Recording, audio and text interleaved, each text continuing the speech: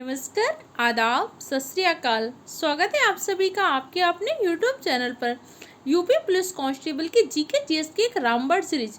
इसमें आपके एग्जाम में जो भी प्रीवियस ईयर क्वेश्चन पूछे गए उस क्वेश्चन को डिस्कस करेंगे। इसके साथ साथ उससे जुड़े सारे रिलेटेड पॉइंट को डिस्कस करेंगे।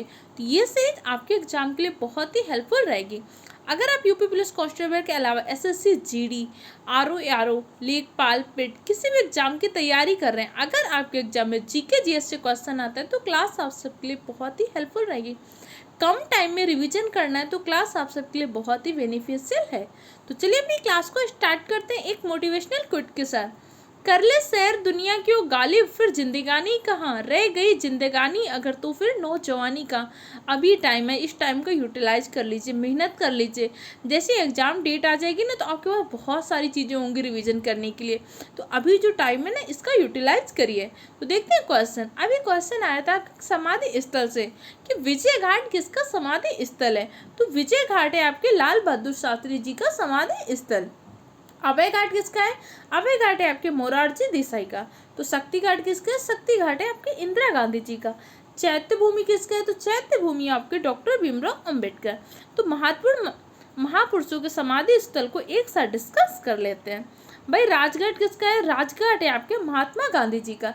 महात्मा गांधी जी को महात्मा किसने कहा था? गांधी जी को महात्मा कहा था रविन्द्रनाथ टैगोर ने। रविन्द्रनाथ टैगोर को गुरुदेव किसने कहा था? रविन्द्रनाथ टैगोर को गुरुदेव कहा था महात्मा गांधी ने। महात्मा गांधी को ईस्ट इंडिया कंपनी ने कौन सी उपाधि दी थी? महात्मा गांधी को ब्रिटिश सरकार के द्वारा सार्जेंट, भर्ती कराने वाला सार्जेंट भी कहा गया था। इसके साथ साथ केसर ए हिंद की उपाधि दी थी। महात्मा गांधी कब आए थे भारत? 9 जनवरी 1915 को महात्मा गांधी भारत आते हैं। इसी दिन हम 9 जनवरी को प्रवासी भारतीय दिवस के रूप में भी मनाते हैं। अच्छा, महात्मा गांधी ने कभी कांग्रेस के किसी अधिवेशन की अध्यक्षता की? बिल्कुल, महात्मा गांधी ने 1924 के कांग्रेस के बेलगांव अधिवेशन की अध्यक्षता की थी। महात्मा गांधी संविधान सभा के सदस्य नहीं थे। विजय घाट आपके लाल बहादुर शास्त्री जी का समाधि स्थल है। शक्ति स्थल किसका है? इंदिरा गांधी जी। इंदिरा गांधी जी पहली महिला हैं जिन्होंने बजट पेश किया था। जब इंदिरा गांधी जी प्रधानमंत्री थी उस टाइम पे इनके पास वित्त मंत्रालय का अतिरिक्त कार्यभार संभाला था। पहली महिला पूर्णकालिक मंत्री कौन है? पहली महिला पूर्णकालिक मंत्री है निर्मला सीतारमण जी। ये पहली महिला वित्त मंत्री है। पहली महिला रक्षा मंत्री कौन है? पहली महिला रक्षा मंत्री है आपके निर्मला सीतारमण जी। वित्त आयोग का उल्लेख हमारे संविधान में कहाँ पे किया गया? आर्टिकल 280 में क्या किया गया? वित्त आयोग का उल्लेख किया गया है। अब राज्य वित्त आयोग का उल्लेख कहाँ पे? राज्य वित्त आयोग का उल्लेख आर्टिकल 243I में। तो कुछ सारे इंपॉर्टेंट पॉइंट, चाहे हिस्ट्री का हो, चाहे पॉलिटी का हो, चाहे ज्योग्राफी का, सारे पॉइंटों को हम अच्छे से रिवीजन करेंगे। बस अब इस क्लास में जितनी भी सीरीज आ रही है उनको देखिएगा, नोट्स बनाइएगा, हर एक पॉइंट का रिवीजन जरूर करिएगा। पीडीएफ आपको टेलीग्राम चैनल पर मिल जाती है जिसकी लिंक मैंने डिस्क्रिप्शन बॉक्स में डाल दी है। वीरभूमि किसकी है? वीरभूमि आपकी राजीव गांधी की समाधि स्थल है। अच्छा, राजीव गांधी के नाम पे खिलाड़ियों को कोई और दिया जाता था, राजीव गांधी खेल रत्न अवार्ड। अभी हाल ही में राजीव गांधी खेल रत्न अवार्ड का नाम बदलकर क्या कर दिया गया? मेजर ध्यानचंद खेल रत्न अवार्ड कर दिया गया। जवाहरलाल नेहरू किसकी है?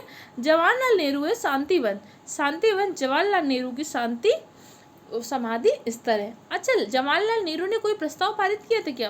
13 दिसंबर 1946 को जवाहरलाल नेहरू ने उद्देश्य प्रस्ताव लाए थे। इसी उद्देश्य प्रस्ताव को 22 जनवरी 1947 को स्वीकार कर लिया था।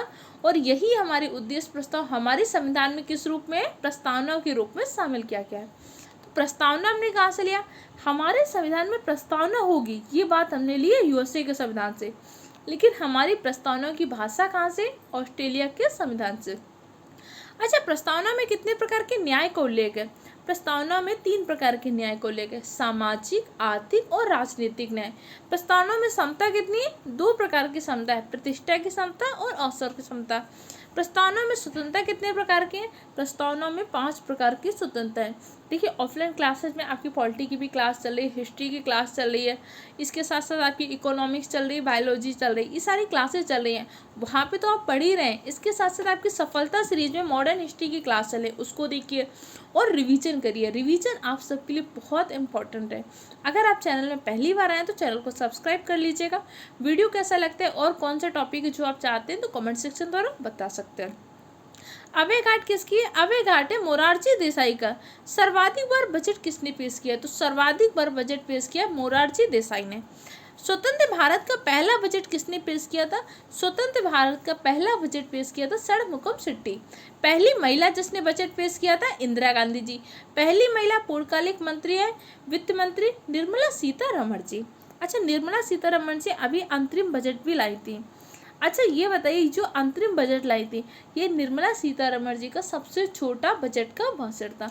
सबसे बड़ा बजट के भाषण का भी किसके पास है? उसका भी खिताब निर्मला सीतारमण जी के पास है। अच्छा, भी क्वेश्चन का आंसर और दीजिएगा। बजट का उल्लेख हमारे संविधान में कहाँ पे है?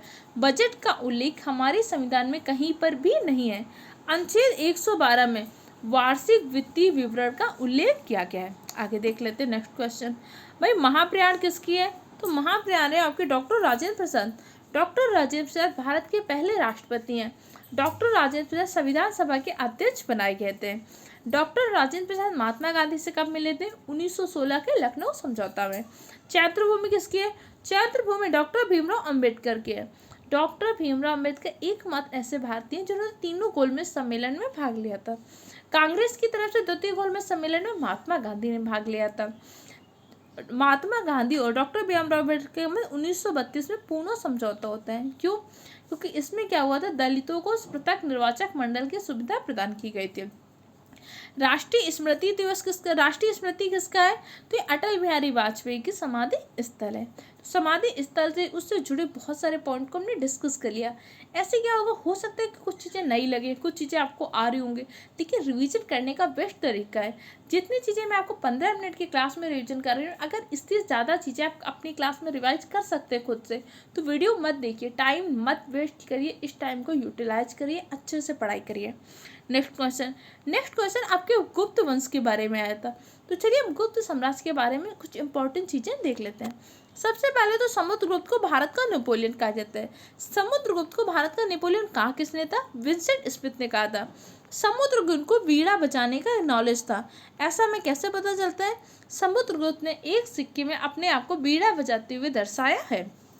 इसके साथ साथ कुछ राष्ट्रीय उद्यान है, जैसे आपके नागरहोल, बन्नेरघट्टा, अंसी, ये कहाँ के? कर्नाटक में स्थित राष्ट्रीय उद्यान है।